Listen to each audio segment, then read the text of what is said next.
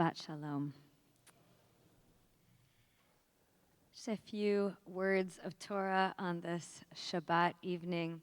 I read the Torah portion this week, Parshat Behar, which talks all about sabbatical time and all about what should happen in the land of Israel when rest should take place. So I was reading this Torah portion, I was wondering to myself, what is this really like? I mean, is this theoretical or ideal? How can everybody take a sabbatical at the same time?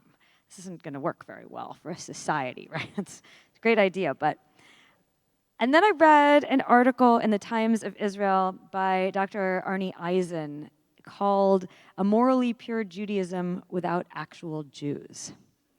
And I thought, oh, interesting. Maybe this connects to Behar. It wasn't actually about the Torah portion at all. Did anybody see this article this week? It's a really interesting article, and you can email me after Shabbat. I'll be happy to send you a link, or I'm sure, can find it if you Google Arnie Eisen. He's the head of the Jewish Theological Seminary and a very thoughtful and incredible professor of American Jewish history over many decades. So this article, I'm going to read you the title again, because I found it very interesting. A Morally Pure Judaism Without Actual Jews. So he writes that he's refuting an argument that he sees coming out of modern times and this war that's going on, that, quote, Judaism is ethical monotheism and only that. Judaism is work for justice, full stop, and therefore any lapse from moral purity constitutes idolatry, end quote. What does that mean? So it sounded to me like this claim that's out there that he's refuting turns our idea of social justice and tikkun olam kind of upside down.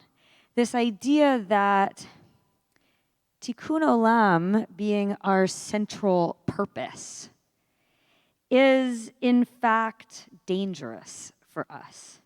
Because if Judaism is ethical monotheism and only that, Judaism is an ideology that doesn't allow any lapse from moral purity.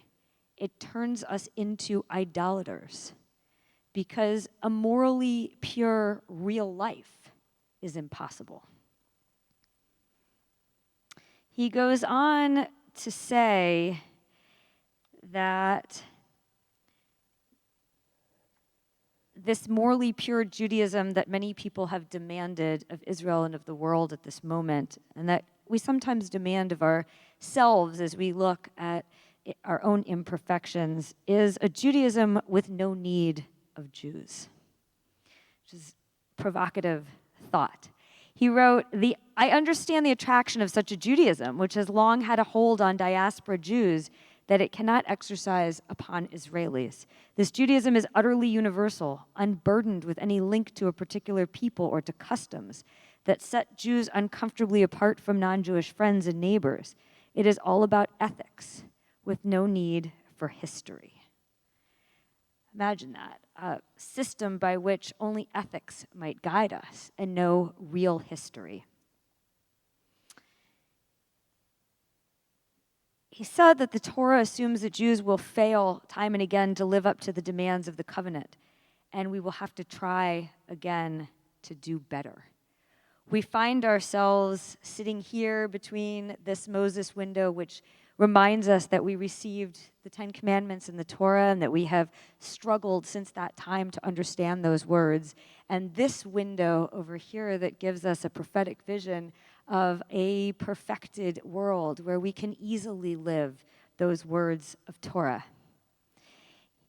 Dr. Eisen wrote that everyday life, if it is to be conducted inside and outside the land of Israel, in complex interaction with non-Jewish peoples and cultures, we will certainly make mistakes.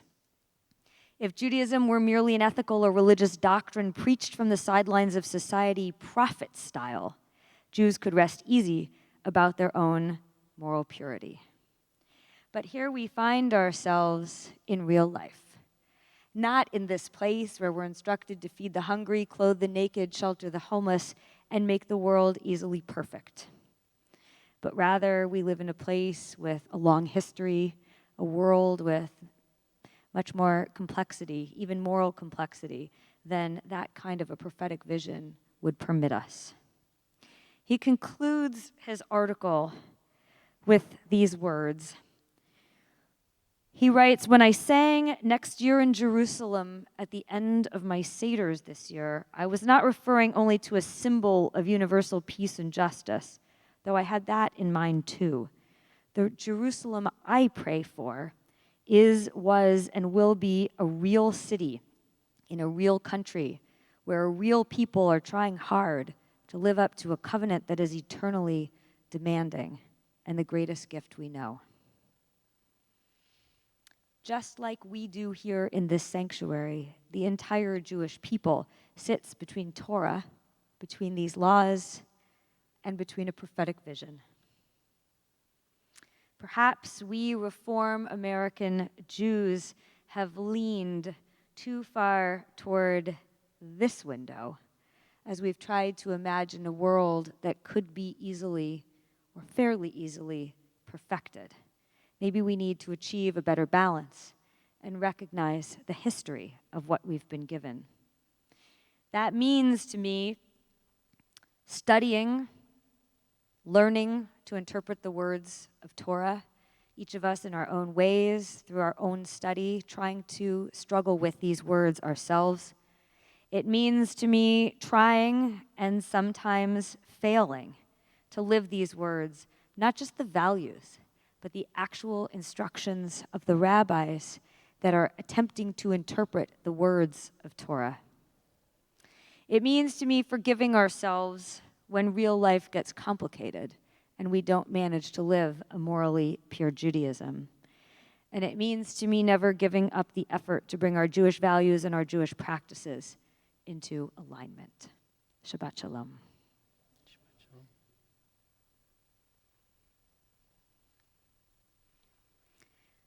We have a brand new person who's going to try to live a fully complete Torah and prophetic life starting this very weekend.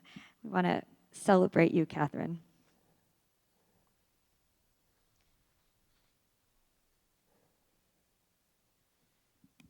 So, Catherine, I'd like to invite you up to receive a blessing. And Lisa, I'd also like to invite you up as Catherine's mentor to say a few words.